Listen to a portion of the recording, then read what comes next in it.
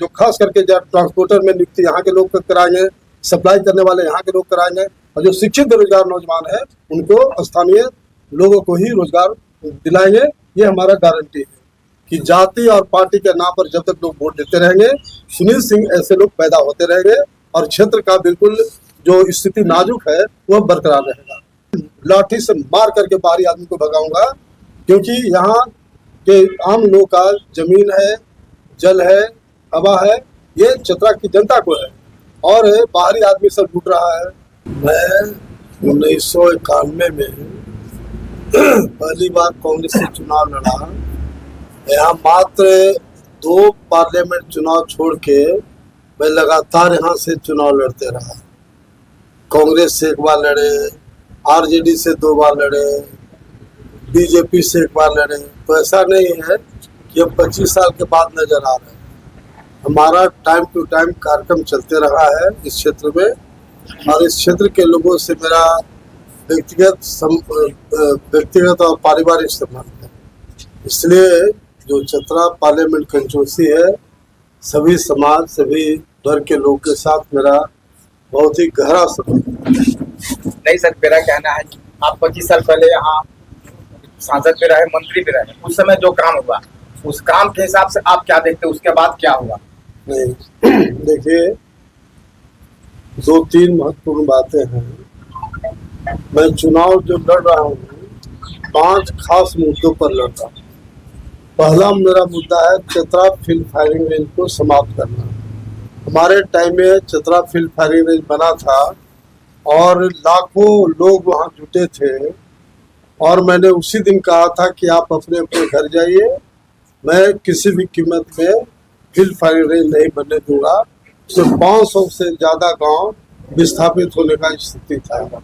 मैं पार्लियामेंट गया और मैंने माननीय प्रधानमंत्री जी और डिफेंस मिनिस्टर को साफ साफ कहा कि अगर आज फील्ड फायरिंग रेंज समाप्त नहीं होगा तो मैं कल 5 लीटर पेट्रोल लेके आऊँगा और आत्मदाह करूँगा। मैं सरकार झुक गई और डिफेंस मिनिस्टर ने कहा कि आप इतना बड़ा रिस्क क्यों ले रहे हैं? जब आप नहीं चाहते, जनता नहीं चाहती है, तो फील्ड फायरिंग रेंज नहीं बनेगा। लेकिन आज फिर बीजेपी की सरकार ने 6 महीना पहले चतरा फील्ड फायरिंग रेंज बना दिया, जिसमें 321 गांव उसमें इन्वॉल्व है। वहाँ के उस क्षेत्र के लोग एक तरह से भगवान और अल्लाह के रूप में मुझे याद करते हैं, और सब लोग का मानना है कि जब तक नागमणि जी सांसद नहीं बनेंगे तो फील्ड फायरिंग रेंज खत्म नहीं होगा। नंबर 1।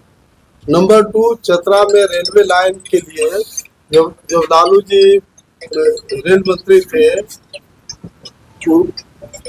उस पीरियड में हमने रिक्वेस्ट किया था कि चतरा में रेल लाइन लाइए। उन्होंने हंसते हंसते कहा कि चतरा की जनता तो आपको हरा दी, तो रेलवे लाइन की क्यों बात कर रहे हैं?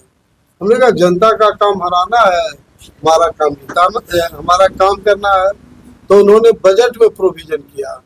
आश्चर्य इस बात का है कि मेरे टेन्योर के बाद 15-20 साल से लगातार कोई न कोई एमपी बनते रहा, इधर बीजेपी का सांसद 10 साल लगातार रहा।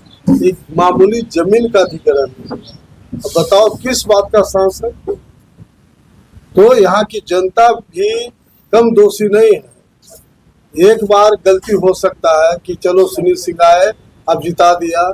दूसरा बार न क्षेत्र में 5 साल आया, न गया, न लेना न देना, और फिर उसको 4 लाख से जिता दिया। क्यों भाई? हम मोदी जी को वोट दे रहे हैं। अरे मोदी मोदी मोदी करने से क्षेत्र का विकास होगा?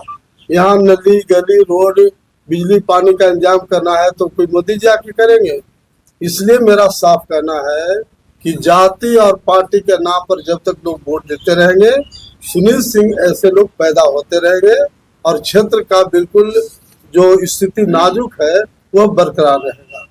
तीसरा मेरा जो महत्वपूर्ण इशू है कि हमारे टाइम में कि परिवार एकमात्र कोइलवरी था, और हमने मिनिस्टर बनने के बाद काफ़ी मेहनत किया, और एज ए मिनिस्टर हमने प्राइम मिनिस्टर और होम मिनिस्टर को रिक्वेस्ट किया तो आज टंडवा और बालूमाथ का इलाका रेगिस्तान था, आज चमन बन गया। आज दो दो तीन तीन बड़ी बड़ी कंपनियां आपका वहाँ कोयला का आ गया, लेकिन चतरा क्षेत्र की जनता को एक नया पैसा फायदा नहीं हुआ। इसलिए मेरा मुद्दा है कि जब यहाँ की जनता का समर्थन मिलेगा, लोग का आशीर्वाद और दुआ मिला, तो मैं लाठी से मार करके बाहरी आदमी को भगाऊंगा, क्योंकि यहाँ के आम लोग का जमीन है, जल है, हवा है, ये चतरा की जनता को है और बाहरी आदमी सब लूट रहा है। यहाँ का लोग टुकटुकी लगा के देख रहा है, तो इसलिए मैं टॉलरेट इसको नहीं कर सकता हूँ। और यहाँ जो खास करके जब ट्रांसपोर्टर में नियुक्ति यहाँ के लोग कराएंगे, सप्लाई करने वाले यहाँ के लोग कराएंगे, और जो शिक्षित बेरोजगार नौजवान है उनको स्थानीय लोगों को ही रोजगार दिलाएंगे, ये हमारा गारंटी है। चौथा, हमारा जो लातेहार में बॉक्साइट का इलाका है, वहाँ सरकार और कंपनी में एग्रीमेंट हुआ था, सरकार और कंपनी में एग्रीमेंट हुआ था कि 1 साल के अंदर में वहाँ एल्युमिनियम फैक्ट्री बनेगा, लेकिन 25-30 साल हो गया, वो आज तक एल्युमिनियम फैक्ट्री नहीं बना है। उसी तरह से जो रेलवे क्रॉसिंग है चंदवा और लातेहार का, वहाँ सैकड़ों लोग की जाने गई है, क्योंकि 2-2, 3-3 घंटा वो फाटक बंद रहता है। तो इसलिए हमारा साफ कहना है कि जनता का आशीर्वाद और दुआ मिलेगा तो ये चाहे एल्युमिनियम फैक्ट्री का सवाल हो या जो यहाँ फाटक पर ओवर ब्रिज बनवाएंगे, ताकि ये जो असुविधा जनता को हो रहा है ये खत्म हो। तो ये मेरा खास जो मुद्दा है, उस मुद्दा पर मैं चुनाव लड़ रहा हूँ। जहाँ तक बात है पॉलिटिकल जो पार्टियां हैं उनकी, तो सबसे बड़ी बात है कि कांग्रेस का जो उम्मीदवार है, आरजेडी को जो बेस वोट था आरजेडी का, वह बिल्कुल उनके खिलाफ है और कहीं भी खास करके यादव वोट उनको मिलने का सवाल नहीं है। और एक्चुअली फैक्ट है कि त्रिपाठी जी ब्राह्मण कम्युनिटी के हैं, मास स्केल पर ब्राह्मण बीजेपी, इसलिए ब्राह्मण का भी वोट इनको नहीं मिलने वाला है। तो कौन वोट है? और कल आपको खुशखबरी के साथ बताना चाहते हैं कि कल चतरा पार्लियामेंट्री कंस्टिट्यूंसी के तमाम हजारों मुसलमानों की मीटिंग हुई और उन्होंने तय किया कि न कांग्रेस को वोट करेंगे और न बीजेपी को वोट करेंगे। तीसरा मोर्चा में एक तरफ से नागमणि जी हैं, टेस्टेड लोग हैं, इसलिए मुसलमानों का 100% वोट आपको नागमणि को मिलेगा। ये कल का ऐलान हो गया मुसलमानों का।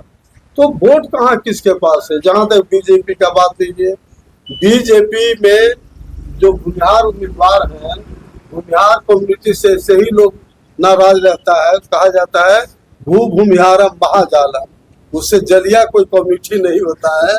इसलिए अन्य जो कास्ट तबका है, जो खास करके जो वैश्य समाज है, आज वैश्य समाज में जबरदस्त युवाओं में ओबीसी का क्रेज है।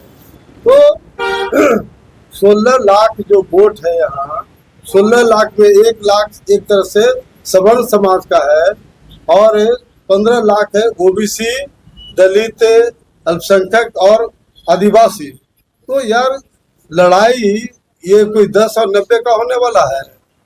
इसलिए मेरे पितामह से ही जगदेव प्रसाद ने पहले ही कह दिया था, 10 का शासन 90 पर नहीं चलेगा, नहीं चलेगा। 100 में 90 शोषित है, 90 भाग हमारा है। यानी हमारी जो पार्टी है, खास तौर से जो हमारा हरिजन जो दलित है, आदिवासी है, पिछड़ा है और अल्पसंख्यक है और ऊंची जात के जो गरीब लोग हैं, जो सामाजिक न्याय में विश्वास करते हैं, उन तमाम लोग को लेकर के मैं राजनीति कर रहा हूँ। तमाम लोग से अपील मैं करूंगा आपके चैनल के माध्यम से कि एक बार मुझे मौका दें, ताकि जो मेरा पेंडिंग वर्क है उसको पूरा करें और जो हमारा 5 जो कमिटमेंट है 5 पॉइंट पर हम चुनाव लड़ रहे हैं उसमें हम कामयाब। Thank you.